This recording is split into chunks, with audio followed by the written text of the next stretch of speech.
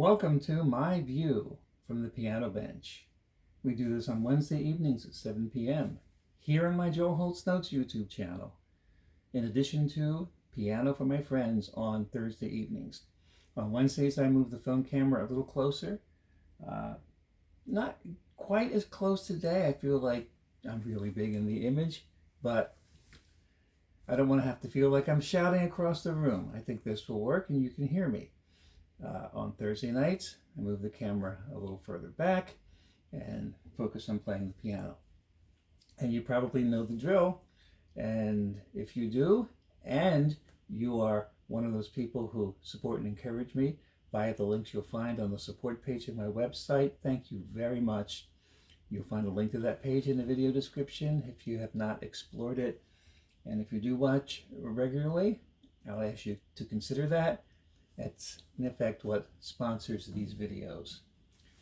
So I've titled this one Self-Medication or Self-Medicating. I guess I haven't decided yet. That was part of my life too. And what I find as a musician is that this is where, right here at the piano bench, where I have this view, this is where everything makes the most sense. And I've kind of always known that, or at least I've always been drawn to it. And over the course of your life, you hopefully learn about yourself, learn your place, learn how to navigate, learn what works for you, understand it more deeply. And I certainly see that in terms of music for me. And when I've ever considered doing anything else or focusing anywhere else or taking most of my energies and putting it someplace else, it doesn't take me long to realize the deficit that I would have for not being able to live here. It is truly to me a blessing to be able to do this. And I think it's a combination of, one, therapeutically, music would have this benefit for most people, but also just circumstantially for me. I think people who would benefit from music, which is most people, don't feel they need to live here all the time. They come to it as a respite. And I'll have an example of that in a minute, a poem written by a friend that I looked up and found about sitting on a piano bench. Different perspective than mine. And somebody who does not play the piano for a living, but as you'll hear in the poem, finds that clarity in that space from her angle. Because it is a universal thing. But for me, I think I would say evolved to, but I think it's just like become clear that, I have this certain insanity perhaps. I played a really, really fun gig last night, and of course, I meant this in the best way. I just turned around to the drummer, who in that circumstance was right behind me. So it's like, I'm vulnerable. Do I trust you? Yeah. And I just turned to him a few times and I said, "You are insane." And at first he had to ask me, "You mean that in a good way, right?" Absolutely. But musicians are kind of nuts to begin with. So in keeping with what I've said till now, I'm just going to play a few notes. I'm going to clear my head.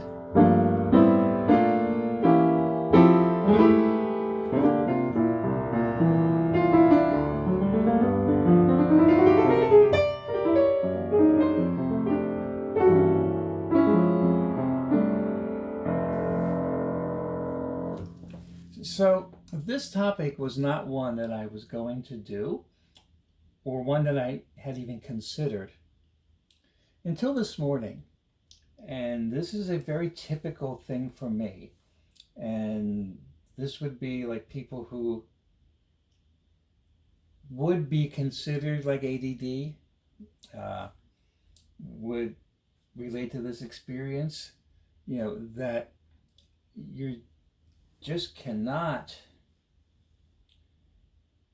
you can't put a handle on anything because everything seems flying away. And then you're stuck. Now, a lot of people can relate to this, just in general. You're stuck, you don't know where to start, you don't know what to do. Now my mom had what I thought was great advice years ago in telling my wife what you do when you get stuck or you don't know what to do or you feel overwhelmed, particularly in housekeeping. She said, just start somewhere. And that's really it. Just start somewhere.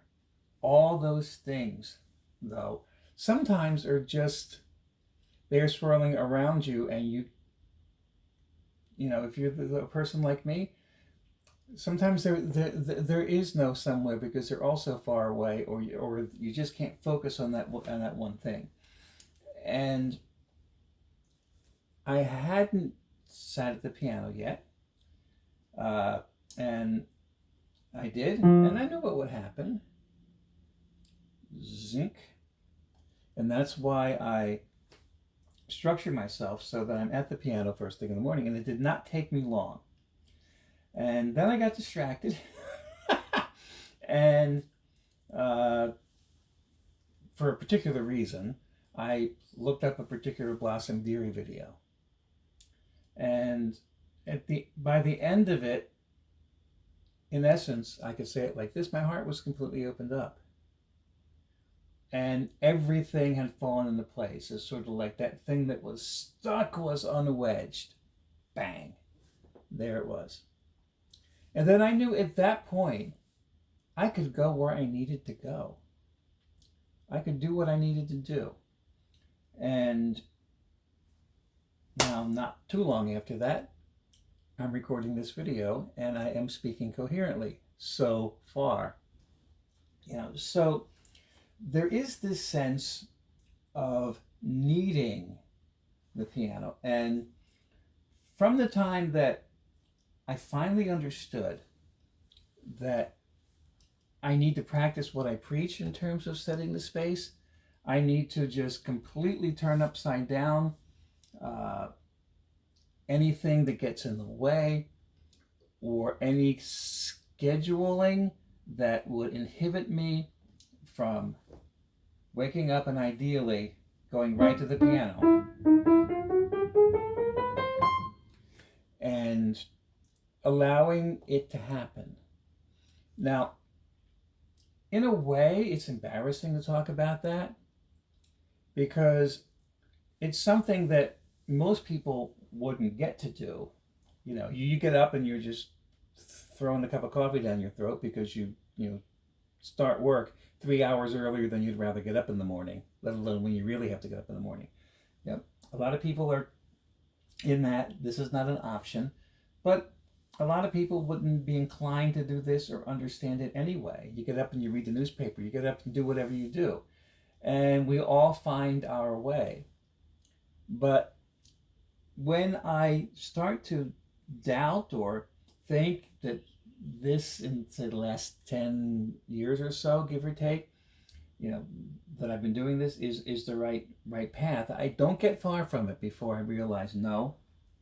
And I've had so many examples, anecdotally, for myself, that show me this is the right space.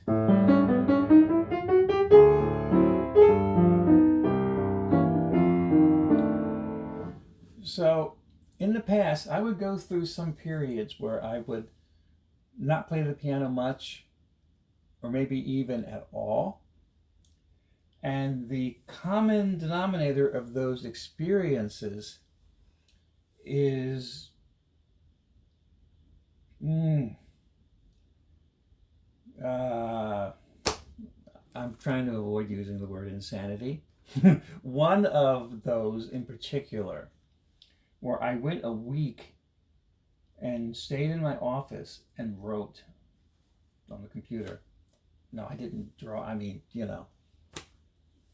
type. And I can say by the end of that week, it's the closest that I've come to actually going insane, losing my mind. It was just all unraveled at that point. And that's the point at which I realized that was the turning point that, nope, you go over there and you live here. And so, I feel, and guilty's not the right word, certainly not the right word, but I understand how unusual this is. But I'm also so grateful that I have found this and that I'm able to live in this circumstance, because a lot of things have to fall into place to be able to do something crazy like this. I mean, you have to be crazy to begin with. Hey, see, we're never far from insanity with me, no matter what happens, right? Boy, I'm liking to use that word today, aren't I? Maybe it has having something to do with my gig last night. Insane in the very best way.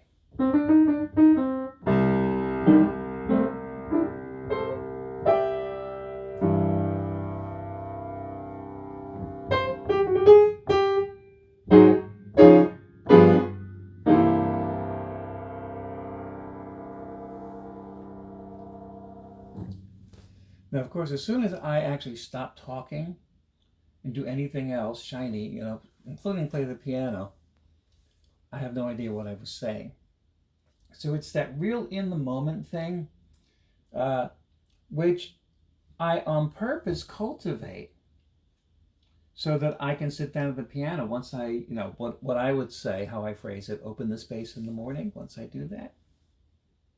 And I can sit at the piano and that space is there. I'm not trying to find it. I'm not tangled up somewhere else, but it's not the best life skill, And that's why I say, I embrace only having a wide angle lens. I'm not trying to have any other lens, and I learn to navigate with it. And it always comes back to this, opening up my heart and then seeing clearly. And I think that that's the common theme, denominator, experience that we can all share. In fact, at this point right now, the second I'm sure of this, open up your heart to see clearly. In fact, I might title the video that, and then you'll be all confused when you start it and I say it was something else. I'll think about it. But opening up your heart to see clearly. I can see clearly now. Right? Maybe that should be my theme song.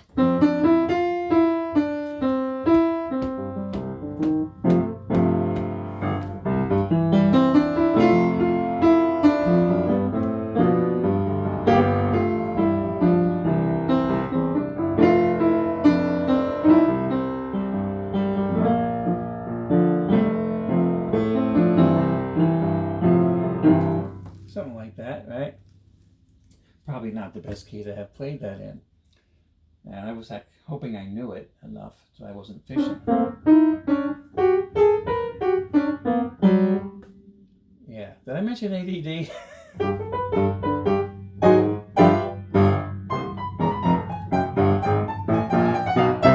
Okay, even in me playing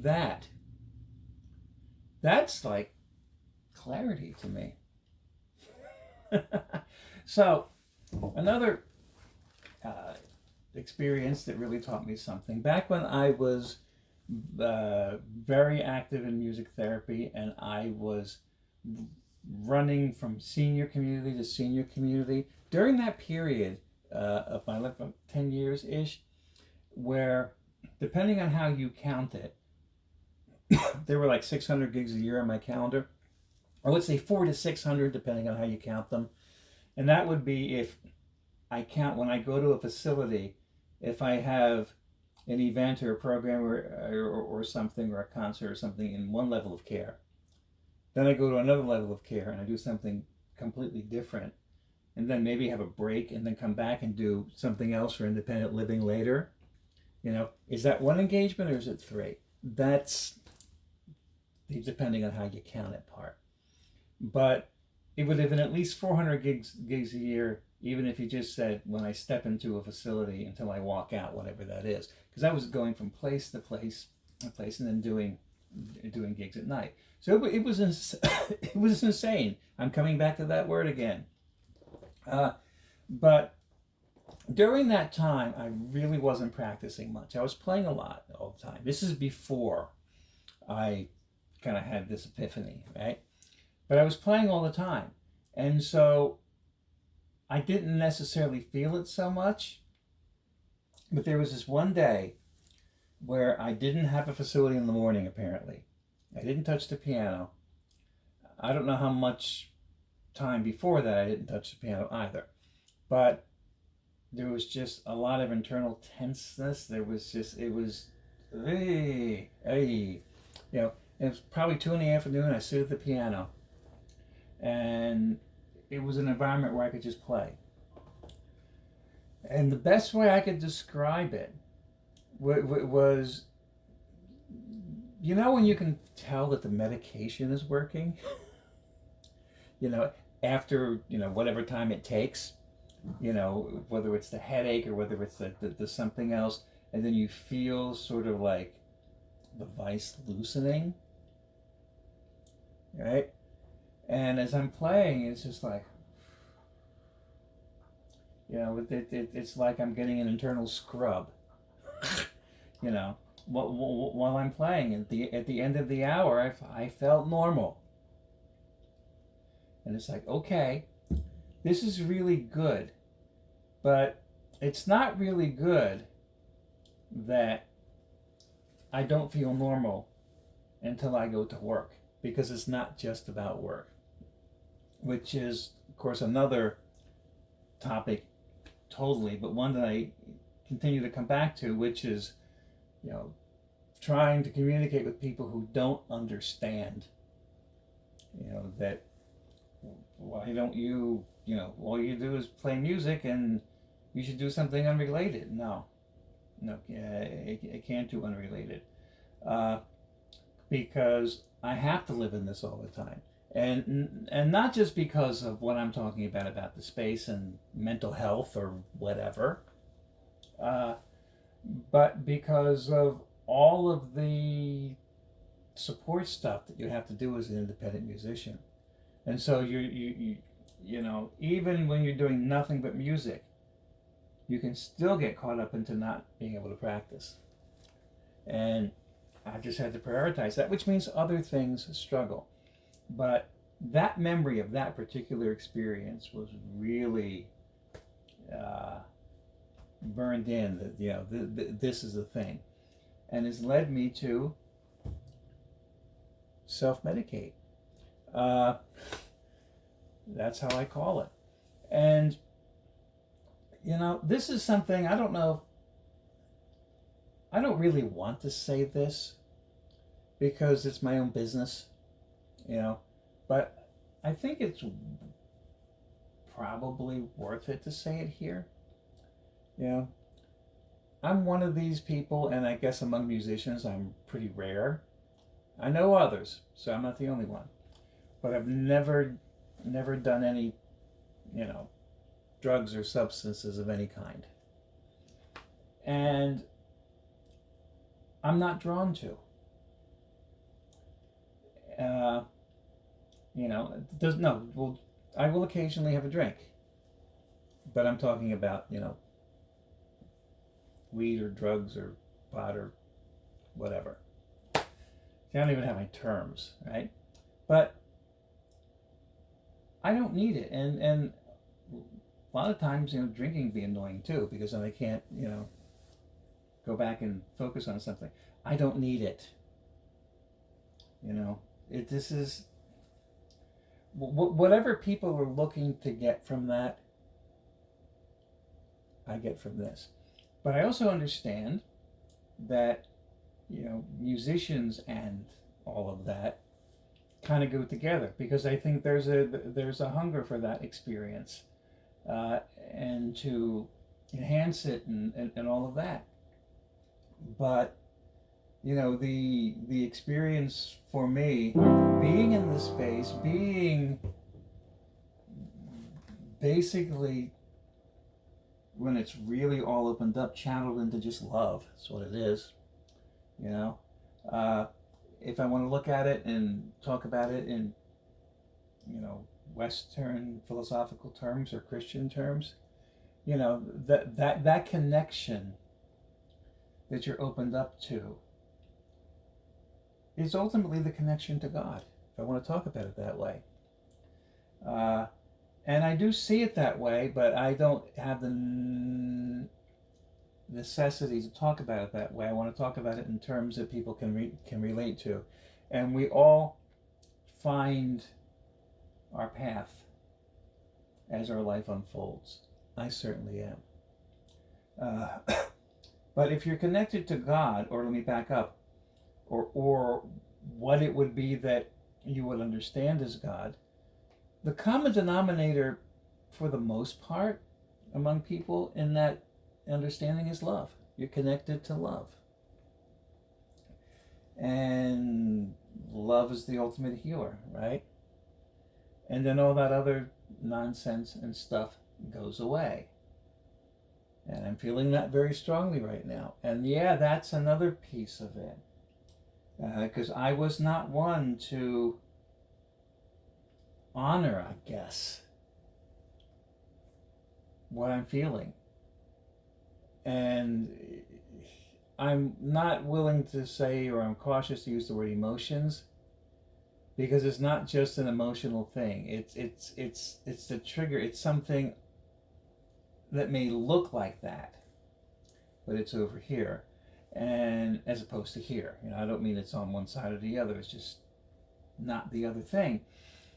Similar to, or maybe just like, what I'm trying to cultivate at the piano now, which is when I'm sitting down and playing, and I'm just playing freely, and there is a time for this where okay, what do I want to hear now? And I hear this, and I go this, and I can find that, and it's all organized in my head. But much of the time, I'm looking to actually get past what I'm hearing, to find what I'm feeling, or put it another way, where my intuition will take me if I let it. And it's not necessarily that I'm like, how do I say it? It's not a magic thing where I'm going to all of a sudden. Well, I don't even want to say that. I'm not trying. I'm trying to dampen the self aspect of it, and just say whatever it is that I can access. Once I look away from my thoughts, which includes what I'm hearing,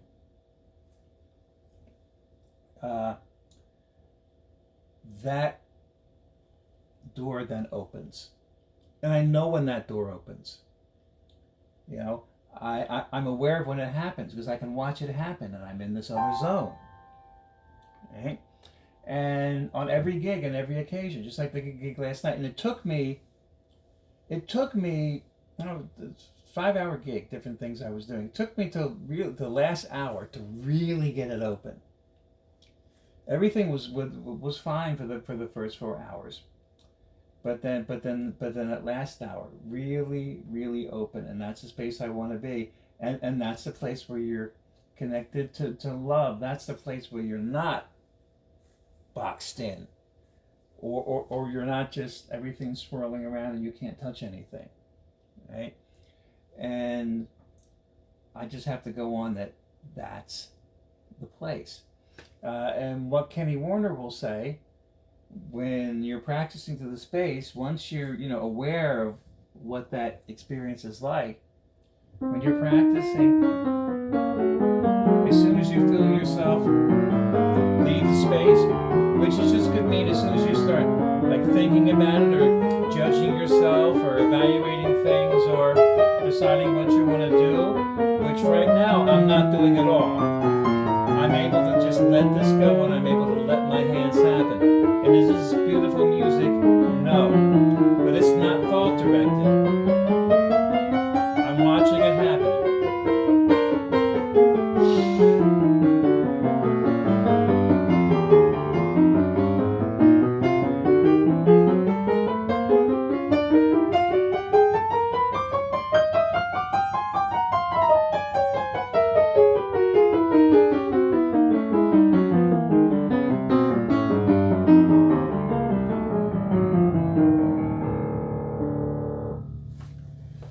Ooh, okay, that was. I'm glad that could happen just then. And I didn't do a lot of playing this morning because I didn't need to. I felt it opened up real quickly, and that was good. But that's the kind of thing that still wants to happen apparently, which is good. And we can also file that under the category of practice and performance are two different things. So, I let something like that happen where the hands play themselves. And where I was getting to was what Kenny says is once you feel or recognize that you're no longer in the space, take your hands off the keys. So what I intended to do when I started playing that for you was, or just playing that for you, for me, was to get off the keys quickly. I didn't expect to like that my hands would go and they would just went. And of course I couldn't evaluate. I couldn't say, well, they're hearing me play this thing that is not a tune, it's not melodic, and it's almost like an exercise, but it kind of isn't, and all of this. And just left that off to the side, let it go.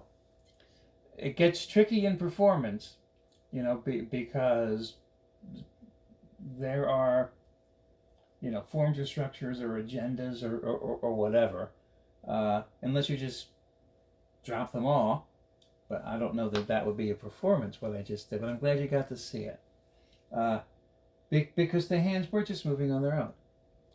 And that connection is my clarity in general. And when you can like open up, when you can be connected to something or evaluate something, and your intuition, your connection is happening, and you can just sometimes quickly, sometimes eventually, just know. Just have clarity. And how many times in these Wednesday night videos have I repeated the Keith Jarrett line? When I sit at the piano, my hand knows what to play, and if I try to tell it what to play, I'm stopping it. Not only am I stopping it, I'm stopping it from doing something better than I could think of. That is truth. Truth. Now, Keith does make a judgment on it. He uses the word better. And that could be, you could talk about that, but the point he's making is beyond what he could think of. He wouldn't think of it. Because there's so many reasons why I wouldn't think to do what I demonstrated for you. It's just like, well, that sounds awful. But it's not about that. It's about opening up, and it's about trusting, right? And it's about being in the space. So, I have some friends, a married couple who I've known for a long time. Back in my 20s, early 20s, when I, among other things that I was doing, started going around to churches and performing concerts, both like church music concerts and like jazz piano concerts for community events and stuff.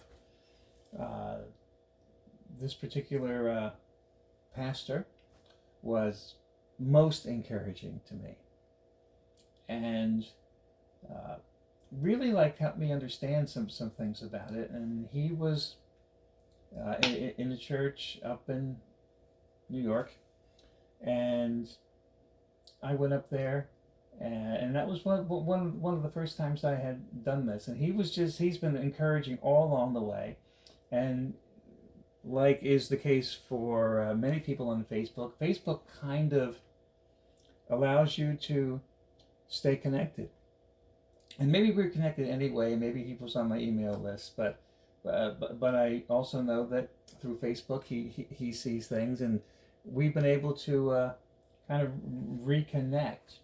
And uh, he shared with me a poem from a book that his wife uh, wrote, and I'm going to say her name, because I want to acknowledge the book. Uh, and I thought I wrote down the name of the book, and I knew that I was going to not remember it because where did I write the name of the book?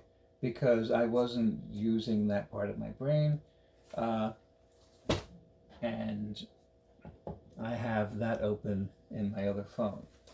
But her name is Nancy Shank, and on lulu.com, I think, you can find a book of poems. So I'm going to read a poem. Now, there's a lot I could say about this poem. One, it's coming from a place internally opposite of mine until it gets to the same place. So she would be somebody who would be like, I don't want to say stereotypical, or maybe prototype, classical musician. Somebody who would need sheet music for everything. But need is kind of the wrong word. Let me think of a better word, because that puts it in the wrong perspective. That's her path. Or you could say, I need the absence of music in order to have a path, the absence of the written thing. So I would say I can't go through my thoughts. But this poem kind of describes going through your thoughts to get beyond your thoughts, which is cool. So here we go. And I'm going to try to read this through and not stop and comment, which means I'm going to go back and try to remember where I wanted to stop and comment, which will probably be 47 places. Here we go. On my piano bench. The best place in the world is where I can really be me. It's a place of solitude and rest, as well as perfect harmony. Sometimes I find I close my eyes to connect inside my mind, but mostly you will only see my eyes open wide. Usually my eyes are fixed on the page right in front of my face, never daring to gaze away for fear I may lose my place. What I see on the page quickly travels to my fingers, taking a path through my heart as the feeling lingers. I can play a soothing melody on a day that I feel sad, then play it again another day when I'm feeling glad. To most it may sound exactly the same each time I play, but my heart knows it's been played in a slightly different way. For it's not just notes sitting on a staff upon a page of white, but it's notes that come alive according to how I feel inside. Music is a special language spoken directly through the heart, connecting closely to my soul, of which it's a very big part. No wonder it's where I long to be, sometimes hours at a time. It draws me from most other things, because that's where I feel fine.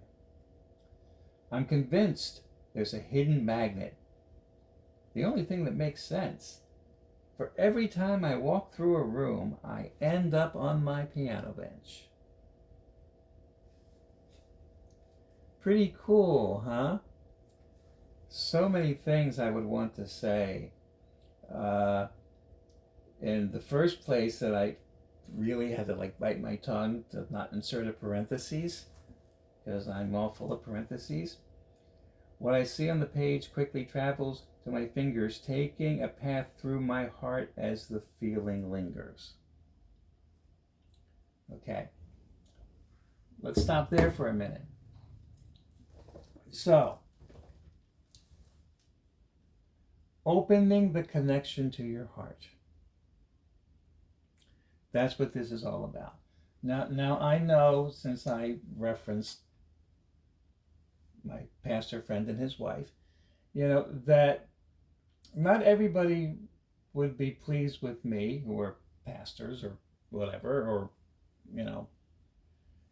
Christians, or however you want to say, whatever angle you want to take this, that I don't insist when I talk on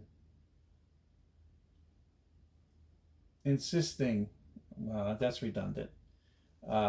See, this is hard to talk about because it's just given with me, but I feel like I need to try to say it. I'm comfortable and okay with speaking in broad terms that anybody can relate to, and not everybody would agree with me. I remember a conversation with a minister friend, not Carl, someone else who was also very, very helpful with me. He was a pastor in North Dakota, and we became a very good friend, and it was a big part of why I would go to the Dakotas a lot back when I was traveling. And I didn't intend to talk about this, but let's do it. So I think it was Dr. Phil. This was like years ago. My friend unfortunately passed away some years ago. So this is a long time ago. I think Dr. Phil's been around a long time. I think it was him. Could be somebody else. But it's like he couldn't get past that the answers that, I'm going to say Dr. Phil, but it could have been, Dr. Herman Munster. But let's say Dr. X. The answers that Dr. X gave, because this guy was a Christian, didn't always go back to biblical directives to repent and biblical concepts and direct Christian exhortations, a la, like, not Billy Graham, but just like the very just. And I'm like, no, he couldn't have that forum if he did that. Well, of course, that didn't matter then, but he should do that. But then you realize he wouldn't be reaching all these people if he didn't speak in broader terms, and he didn't leave the opportunity for that thing to be found through that. And it's like stuck. No, invalid. And what kind of helps me understand that for me is that, my inner existentialist took over a long time ago, and I don't need to understand now. And there are people who will call people to understand things a certain way. Great. Because that's who they are. That's not who I am. The thing I understand primarily is what I'm saying. And if I want to quote a Bible verse, trust in the Lord with all your heart and never rely on what you think you know, which is a kind of restatement of lean not on your own understanding. And I'm not going into Christian theology here. But once your heart is open, truly open, once yourself is out of the way, the things which you are given to be able to see will become clear. God resists the proud but gives grace to the humble. There's another big one for me. So that's the extent of the theology I'm going into. Okay? What I see on the page quickly travels to my fingers, taking a path through my heart as the feeling lingers. Wait a minute now. Are we just dealing with our feelings? well, emotions can say anything and can take us anywhere. No, we're not talking about that. Nancy here is onto something, because the feeling she's talking about is not an emotion. It's not tied to any, external stimuli other than this. And it's not tied to an event. It's not tied to a circumstance. It's not tied to a concept. It's not tied to an understanding.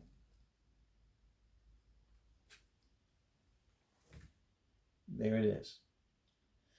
And with the open heart that allows you to see clearly, let's go back to what I think I probably still will title this video: self-medicating. What is better self-medication than an open heart? Right? And it's just, for me, that's, I have the great blessing to be able to structure my life on that and not feel that I'm on some, treadmill, or like have a job I hate, or something. And let's say you have a job you hate. Well, if you're kind of reinforced and thinking about all that you don't like, that's the antithesis of this, right? The idea of thinking about good things or positive things. Johnny Mercer pretty much quoted the Bible when he wrote, "Accentuate the positive, eliminate the negative, latch on to the affirmative, and don't mess with Mr. In Between," right? Or, rejoice always, pray without ceasing, and everything give thanks. Go in reverse. Start with everything give thanks. I said I wasn't going to go into theological things, but yeah, but for me, that's at the center of this for me. And if you're thankful for something, and you can be thankful whatever it is, even if it's horrible, then you can begin to step aside from yourself. You can begin to step aside from the concepts or the structures or the whatever that entrap your mind, right? And here we go back to Nancy's line: "What I see on the page quickly travels to my fingers, taking a path through my heart as the feeling lingers." And I'm willing to say that it's possible that Nancy would not entirely embrace. I don't know. But what if she didn't embrace how I'm interpreting this? That actually doesn't matter, because it just now becomes our own experience. Our own experience ultimately with love. I will say my own experience ultimately with God. And yes, I'm leaving out the rest of the theology. If you are so inclined, read your Bible. But as you know, that's not my point. My point is I'm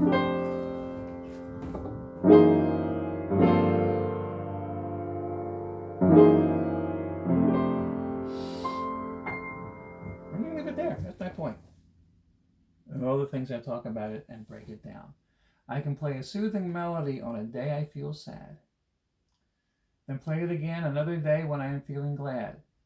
To most it may sound exactly the same each time I play, but my heart knows it's been played in a slightly different way. For it's not just notes sitting on a staff upon a page of white, but it's notes that come alive according to how I feel inside. Okay, now here is where, if I were writing, I'm a different personality type than Nancy, and I would write it different ways. And there is a sense of feeling emotion here. But then, music is a special language spoken directly through the heart, connecting closely to my soul, of which it's a very big part. And so, of course, we're drawn to be where our heart draws us. And this is a big detail. I wanted to read this poem, which I only thought about this morning. I plan to do something different today. And I figured, well, you know what? I have a little clarity. Let's talk about this. So, any feelings or thoughts that anybody has about specific theological or philosophical concepts, set them aside. Because my point was just to bring home, in reading this, the experience of this through another lens. Right? And of course, I'm the crazy person who completely centers my life here. I'm the crazy person who keeps saying, if I ever write a book, it will be called Everything I Ever Needed to Know in Life I Learned at the Piano. And yes, I'm willing to say that. Because in the end, it's not the concepts. The concepts are like the music theory. They're like the explanation of something. But the experience of something, the living something, is not ultimately the analysis of it. The analysis will define later what it is. And for those of us who are just straight up conceptualists, who only see the big picture, who don't break everything down first in order to build the picture. So it's like I have to understand every part of this until it's, until I have it all right. Which I was one of them for a long time, until I realized I'm actually not, and that wasn't, And that's also when my playing became more effective, when I was able to become more who I am, which is embrace the big picture, trust the big picture. And I'm saying this a lot more than I typically would, but I'll say it one more time.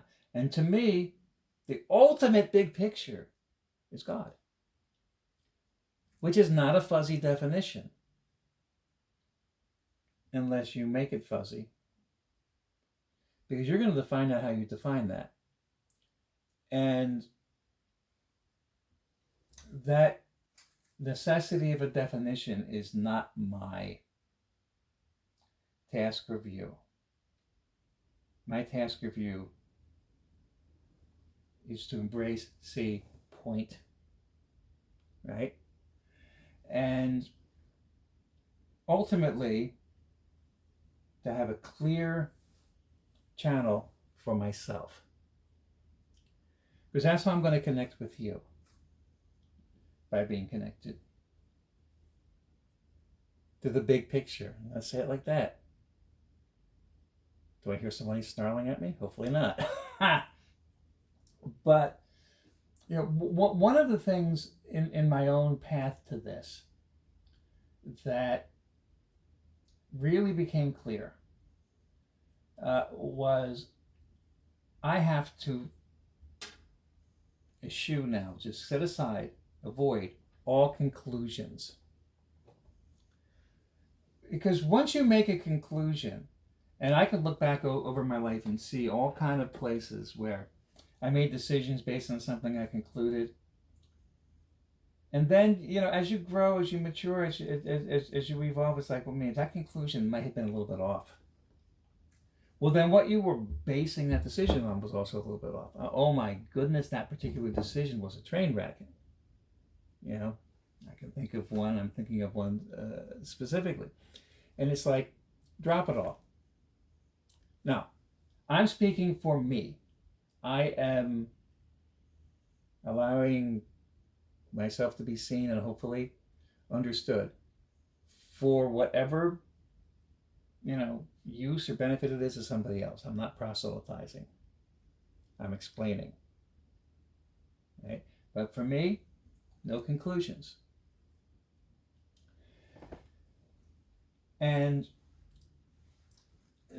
that serves me best when I need to be in the moment. And I'm not judging the moment. I am finding the moment. And of course, we're always kind of struggling, with the moment. Those of us, we look for moments to find us. We look to be open to them. And then, of course, our minds can be racing. But there's this, what Kenny Warner says, you get to the point where you observe yourself playing, right? And the observation of whatever is a detachment from it. And I've demonstrated this before. So if you watch these videos, you already know this. But when I was, playing, and I was saying the hands are moving themselves, I was talking to you while it was happening, right? And that's actually my little litmus test for myself. If I'm comfortable holding a conversation or talking while I'm playing, that means all of that part of my brain is turned off. All that stuff that Nancy depends on to make music. But even though she depends on it, when she gets to that zone, that place, her experience is not that. Her experience transcends that. So her path of that takes her to that same place that I am. And I would imagine that if Nancy has a particular piece of music thoroughly memorized, and just thoroughly internalized so she doesn't have to think about it, or cultivates that space, then she can have the same experience of watching something play itself. And I'm not going to go as far as to say be able to hold a conversation doing it, because that may be unique to my ridiculous brain. No, not unique to my brain, unique to my type of person I am. See, I don't understand all of this. I thought about this before I started. In one way, it's ridiculous that I make these videos because I try to eschew understanding. And it's like there's so much I don't know. There's so much. I'm not well read. I'm not well educated. I mean, I read things. I've, gone to school and all that. But it's like where I feel that I've really found the clarity and the profundity and where the, is in the intuitive intelligence. It's in what this facilitates for me. Right? So, yeah, there it is, laying it all on the table. Another thing that I sometimes think about and came back to me this morning was that if I were in a culture that discouraged or even disallowed or forbade or would forbid music, I'd be toast. I would be toast. And, even the metronome, we talked about this, where I allow the metronome to just tick, which actually, if Nancy's watching this, try this. Actually, anybody, try this. If you're a classical musician, it's going to be weird at first, but put the metronome on and let it run in the background. Don't think about it, because what you're used to doing with the metronome is focusing on it in order to get inside of what's going on. So let's see how quickly I can find my metronome here. In fact, here it is set this morning. I turned it up because I had to listen to something, but I have two phones, right? And this is the one I put the metronome on. And I put it kind of soft. I'll make it a little louder than I typically do, so you can hear it. And this is reasonably slow. And I'll take it a lot slower. I could also do it faster. This is 20 beats per minute, so it's one beat every 3 seconds, right? And,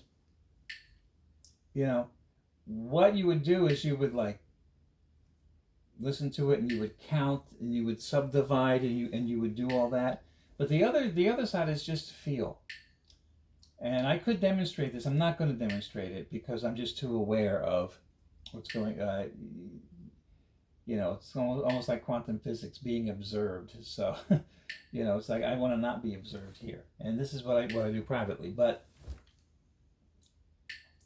this is in the background. I'll make it softer, and I'm not paying any attention to it whatsoever, right? And then I'll just start playing. No, this is not what I'm suggesting for someone who just needs music. But for me, just start playing. And what I'm going to find is, once I start observing, that I'm connected to this, but in a strange way. Like, it may be that I'm playing in measures of 4, but I'm connected to this in divisions of 7. So it's like the first beat of one measure, the fourth beat of the next measure, the third beat of 2 measures after that. And when that kind of thing happens, that tells me, yeah. But also, having the metronome on and being able to be detached from it is something that cultivates that other space. It gives you an opportunity to be open and have something detached from your thoughts. Now, some people it just drives absolutely crazy and they never get there, or they don't desire to get there. So I don't know the answer to this. Is the answer to this that everybody can get there, just not everybody's going to get there easily, and it's not going to be their main thing? In the same way that I think every musician can improvise, because we can all talk extemporaneously to some extent, which is, something we all do, and it's the same kind of process. But not everybody is as comfortable like giving a speech in public without notes, and they'd rather like read their text. And I think for the most part, a classical musician would be more comfortable with a text. An improviser would be more comfortable speaking extemporaneously, because it's all part of our personality. Right? There's a certain connection that I feel to this metronome that I'm not thinking about. And I think if it's possible to get to the point where the metronome can be in the background and it's like occupying a separate path inside, for me, in a very general way, this does what music does. It doesn't give me the same emotional connection, but it definitely opens that path. I remember I was in the car with a friend some years ago, and I had not touched the piano before going, and my friend asked me a question, and I tangled up. I said, and this person knew me, I said, you mind if I put the metronome on for a couple minutes? I think I had it connected to Bluetooth in my car or something. This person was cool with it. I just let it go for a couple minutes driving. All of a sudden, bang, off it went. Pry it open. Yes, I am insane, and this is my insanity. This is my, what I call it, self-medicating, right? Now, pardon me just a second. I hate to do this, but I have no sense of where I am time-wise, and I don't like to have that happen, but there it is. Oh, actually, I should take it back. I do have a sense of where I am time-wise, and I should have known that. So let me divert for a minute. This could be its own topic at some point. What a musician does, in fact, I gotta write this down. Time, feel, and I'm not gonna know what this means, but that's okay. I'm not even gonna know where I wrote it. Because what we are managing when we play music is time. The notes are less important. The time is more important, and it's the time, not the rigid metronomic thing necessarily, but the sense of pulse. And pulse can be flexible. Pulse can be, pliable. It's like a heartbeat. I have AFib. My heartbeat is actually not always steady. but it's reliable. It's so pliable, right? It moves. But it's that pulse, that vibration. Everything in creation is vibratory. And we are just really just starting to understand, and we'll never understand. That's the point. But layers and layers revealed about quantum physics and all this stuff, and it's so exciting to me because it makes so much sense in light of what I understand. One writer is using quantum mechanics and talking about the essence of the nature of prayer in that regard, and non-local universe and all of that. Yeah, cool things to think about, you know. But time, pulse, and we don't think about that. We feel that. We think about all that other stuff, and then we release it to here. All right. And I will say one more theological thing that could be controversial to some. Be transformed by the renewing of your mind. Where does that come from? For me, submit your heart. Submit your mind to your heart. Lose yourself. Trust. Those are general things. Take them where you're going to take them. Ask, seek, knock. But for me, that's my path to making music right there. It's also my path to be able to do anything with clarity, to be able to focus, to be able to not be just a lump sitting with everything swirling around me. There. Did I open it pretty wide to you? Yeah. But am I so blessed to be able to have figured this out, be able to share this?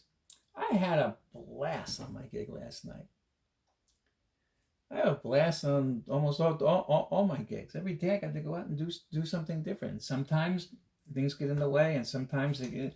But that place, that space, it's always there. It's constant. And when we're plugged in, we're good. Music is my medicine. All right. I have no idea what this is going to look like. And most of me says, don't even care. Put it out there. Thank you for being here. Thank you for your support and encouragement, however that happens, even just by being here. Thank you for staying in touch. And I'll see you soon, maybe tomorrow night for Piano for My Friends. Thank you.